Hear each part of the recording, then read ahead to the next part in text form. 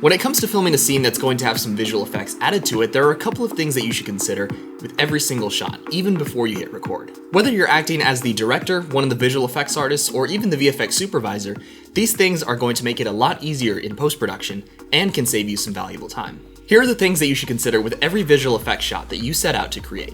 The first thing is to figure out what kind of motion track you'll need. If it's a stable clip like it was shot on a tripod, then you probably won't need anything at all.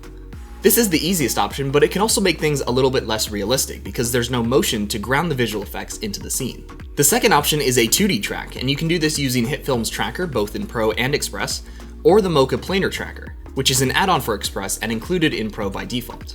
A 2D point track in HitFilm tracks the position, scale, and rotation, and we've done a few tutorials on this in the past. The Mocha tracker uses planes in your scene, which are flat surfaces. Then there's the 3-dimensional track, which you might need to do if your camera is moving throughout the scene. For this, you can use Mocha again, or Foundry's camera tracker, which is included in HitFilm Pro.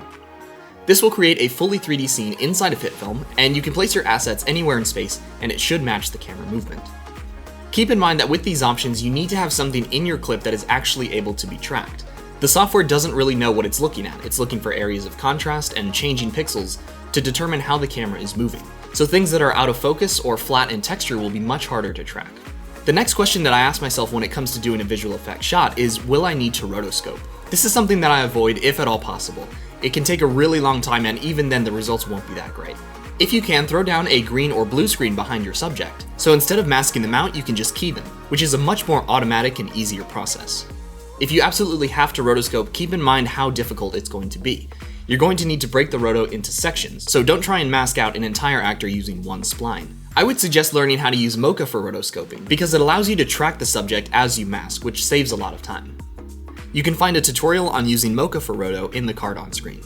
The next thing to consider is, how would the visual effects affect my environment if they were real? So whether you plan on putting a 3D model of a car with its headlights on into your street, or creating some Harry Potter spell effects, consider what they would do to the environment if they were actually in your scene. This involves casting light and shadows onto your actors and location, moving objects around your scene if it's a powerful effect like a shockwave or an explosion, or any sort of destruction that might happen, which could be difficult to simulate. Because we do a lot of light and energy visual effects here at FXhome, I always take the time to consider how the visual effects would be casting light onto the actors or environment. It is possible to fake the casting of light onto your actors or environment after you've shot the footage, but it's much more difficult and it doesn't look nearly as good as a real light in the scene. An example of a Hollywood film fake casting light onto its actors would be Harry Potter and the Goblet of Fire. There are a couple of instances in this film where the actors are casting spells, but the light has been added on in post. It might be difficult to tell because it goes by so quickly, but if you slow it down, you can see that the light has been painted on. Of course, if you can't find a way to cast the light on set, then the other option is to just not have it at all. The Star Wars prequels did this with their lightsabers.